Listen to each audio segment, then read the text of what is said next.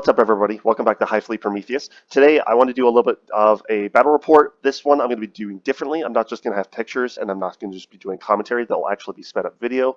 I will have to do commentary on top of that because I don't have audio hooked up with the camera as the camera is running. I also made a little bit of a mistake on this test run. The recording software that I have only records up to 2 hours, so I only have through about turn 2, but my opponent did concede at the top of turn 3 after a pretty good turn for me.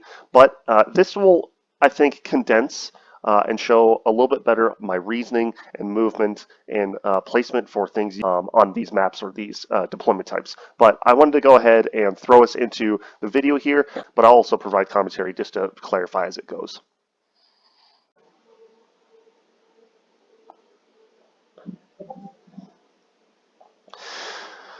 All right, here I roll off for first turn. I did end up willing to roll off, so I've got to go first. I don't know if I really wanted to go first, but that's just how things go. I end up drawing one of the secondaries I end up not liking, so I used new orders to CP it away. I think I got behind enemy lines and area denial, so I was measuring out originally to see if I could place a spore mine in the back. Just to get 1 behind enemy lines for 3, and then area denial would be the full 5 because there was nothing within 6, and I could get the gargoyles in the middle. So 5 points of secondaries is 110 points worth of value. The gargoyles are 85 points, so that's a fair trade-off. I'm willing to throw them away and move block in the middle. Throwing my Hormigons up in the upper left there as a counter to steal an objective in the case that he rushes with a Rhino and gets onto that objective to out-OC the Lictor in the top left objective. Measuring to get my Exocrine into the building wholly there. That position ended up being pretty powerful. He ended up not piling, he ended up not really using a whole lot of shooting to shoot that Exocrine. Once everything else kind of reached the midfield, he was much more worried about the Norn, the Malceptors, and the Haruspecs that came up to melee him later. At this point, I only have 3 things to shoot. My Gargoyles shot into the only things visible, which were the Nurglings, just to get their 6-inch move. The Malceptor shot into the Nurglings just to kill a base, and then I don't want to shoot the Exocrine into them and make it so I don't have a charge, but I saw that I did have a angle to shoot the Raptors. I rolled pretty hot, but because of cover, it goes to AP2, and then he Armor of Contempted the Raptors, so it goes to AP1, and then he rolls pretty hot here and only loses 1. So, lucky for him, that was good. Just looking at my options here, I think I'm going to go to charges, make a 6-inch charge with the Malceptor. I was originally trying to go further around, but I think just going in so that if I kill the Nurglings, I can consolidate onto the objective is a good idea. I end up getting 2 wounds. He rolls 1-6, and I only end up killing 1 of the wounded bases. I was originally trying to consolidate, but he gets activate and pile in and base me first, so I can't get onto the objective, which was a plus and minus.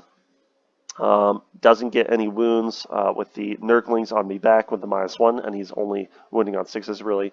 And then I forgot to place my Spore Mine back there for behind enemy lines, so we put that back there.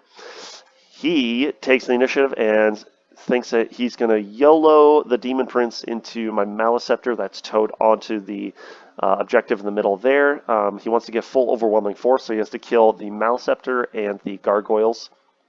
The Gargoyles are gonna happen. He moves the Nurgling down to move block me. I think he probably could have moved the Nurgling a little further to move block me more, and then it would have made it so that if I charged, I probably would not have been able to get onto the objective after consolidation, but this effectively made it so that I could only move about 1.5 inches, and then I had to charge the Nurgling base to move additionally. Piling out stuff out of the Rhino, getting the cover. He's going to have some bolters and some Melta-shots. The pieces of terrain in the middle here were taller than 4 inches, so the Haruspecs and the Maleceptor are actually obscured in the building there, but both are within 1 inch of the wall, so if the Demon Prince wanted to charge, he can, and I think that's the idea. Getting some shots here on my Maleceptor, some bolters, and some Melta-shots. I think I end up saving the Melta-shots and taking some chip damage from the bolters. And I think he did end up doing an okay amount of damage with the last cannon from the Hellbrute on me as well. So I think he brought me down to 6 with all that. And then between the 2 charges that are going to come later. Making some saves for my gargoyles. Killed a bunch. Killed 5 even with 4 saves. And then any remaining shots that are definitely going to finish them off here.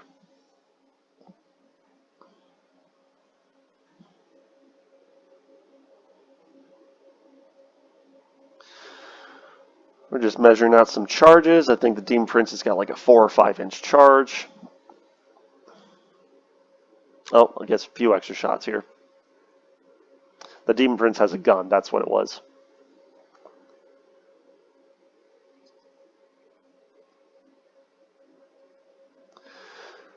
I was measuring here, saving my CP for when the Maleceptor dies. I was going to auto Deadly Demise. Demon Prince makes his charge, gets in with the Maleceptor within 1.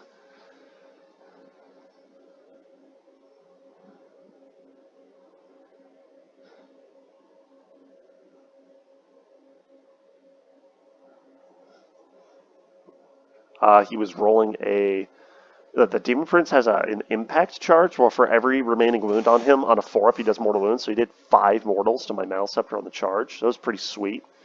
So I'm sort of seeing where he thought he could finish up the Maleceptor with the mortals and the melee. But, I mean, -1 to hit and T11 4-up invuln still is really tanky. So outside the mortals, he didn't end up doing any other damage to me. And then the 2 combats down there. So here's the Demon Prince attacking. He has full rerolls because of the Oath of Hatred. He ends up missing 2 entirely, and then he only gets 1 wound, and then I save it on a 4-up invuln. So that was not the expectation he had going in.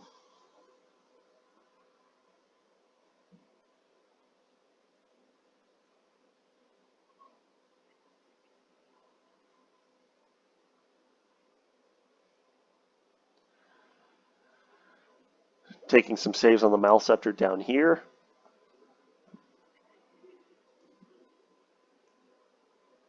Some wounds from the Demon Spear, took 2 damage, and I think the Power Fist also I took 2 damage, and then the Strength 4 or 5 attacks, he was wounding on 6s, so I don't think I took very much there. He originally left me on 1, but he also forgot that he was going to do Impact Mortals with the Raptors, which would have done 2. My Maleceptor was not left alive on 1. It would have, he did enough to leave me on -1. So he did end up killing me. And then I'm going to spend my 1 CP for Deadly Demise here and blow up and end up affecting 5 units here. So I think his, what is it, not the Chosen on the objective, but they're 3 wound guys. So I killed one of them, I killed the Raptor, I did 1 wound to my Exegrin to bring him to 13 to get +1 hit. I did a couple wounds to the Nurgling base, and I did 1 wound to the Norn, but I saved on his 4-up Feel No Pain, because he has that 4-up Feel No Pain against mortals.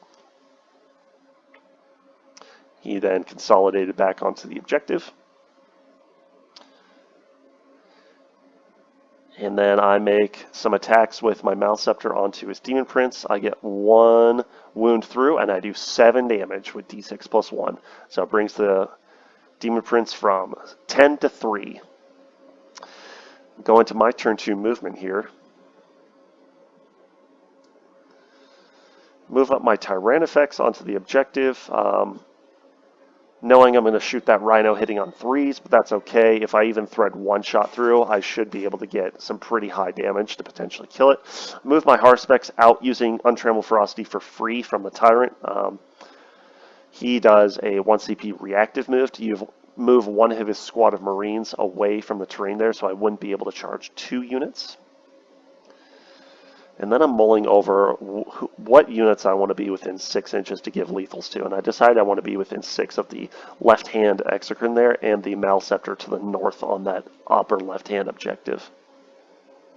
Just readjusting my Tyrannifex there, tucking his tail so that he still gets cover, but giving me slightly better movement on the next turn if he needs to move to be next to the Tyrant on an advance roll, or firing lines.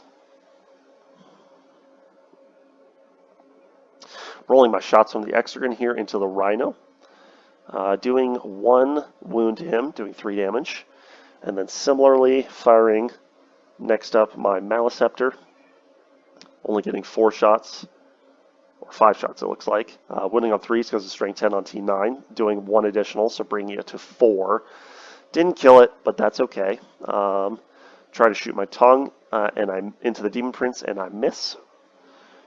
And then I'm mulling over whether I shoot the Marines in the middle of my Exocrine, or if I, kind of just leave the Marines in terrain later for the Haruspex, and then ended up deciding that the Exocrine here should go into the Demon Prince.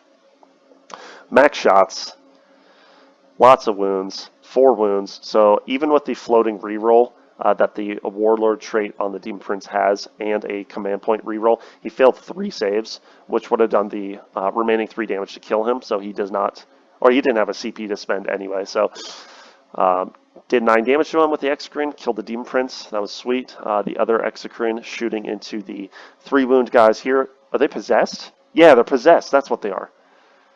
Killing 2 possessed. 3 wound possessed, that's what they are. And then my Norn thinks he's going to get cheeky and shoot 2 Melta shots. I miss 1 on a 1.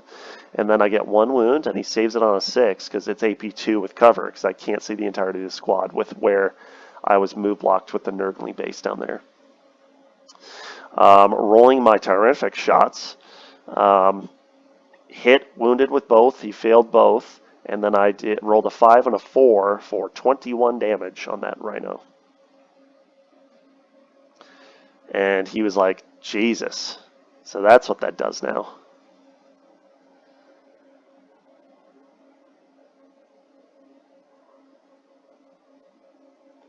Tried to make my charge with the Maleceptor into that Rhino up north there. Failed. Made my charge with the Haruspex, and with my pivot and my charge value was only just able to base at the front there. Made my charge with the Exocrine into the Possessed, just got to get onto the point and to out-OC him and to occupy him, and then made my charge with the Norn on the bottom left into that Nurgling base.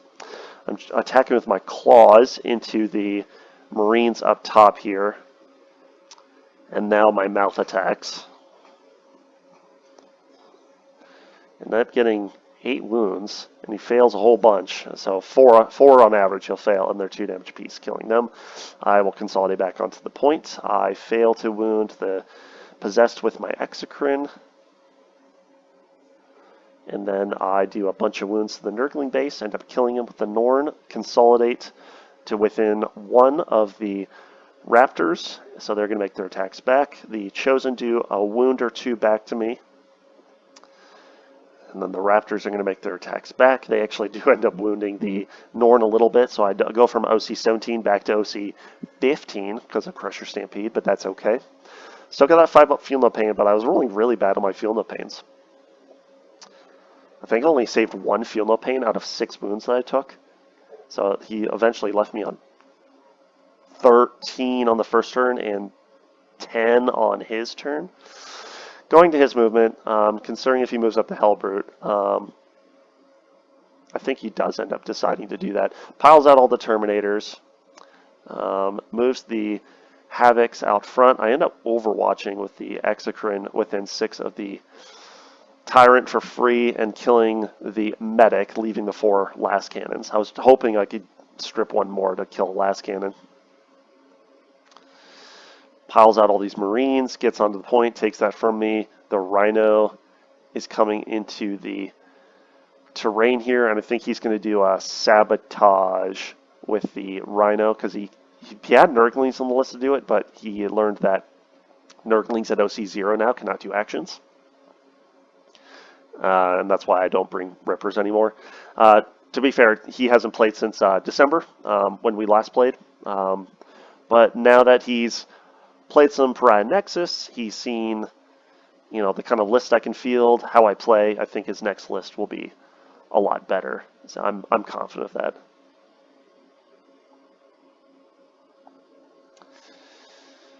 Measuring some.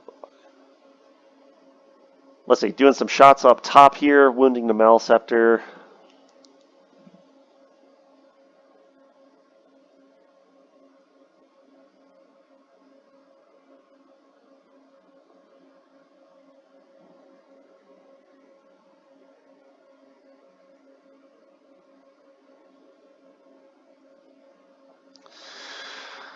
A lot of shots end up going off here.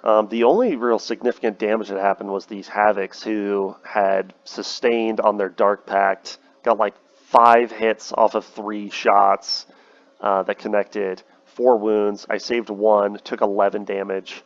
I think he should honestly bring 2 squads of them. They were really scary. And I don't think the Havocs are that many points. I think they're 125-ish. So it seems pretty good to me if I could get lethal or sustained last cannons for 125. I mean, it sounds great. Rolling a bunch of bolter shots, I think, here. A lot of these ended up just kind of fizzling. The last cannons from the Land Raider end up shooting into the Execran in combat. He rolled really poorly, ended up getting 1 hit. I saved it on a 6, so no damage from that. The Havoc launchers and the bolters from the Land Raider also kind of fizzled. There's my save on the Execran.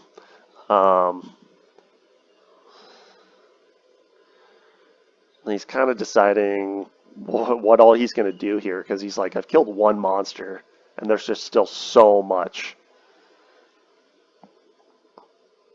I tried to CP reroll the 4-up invuln there, and ended up failing it. Taking more damage on my Norn there from the last cannon. So he stripped the CP for me.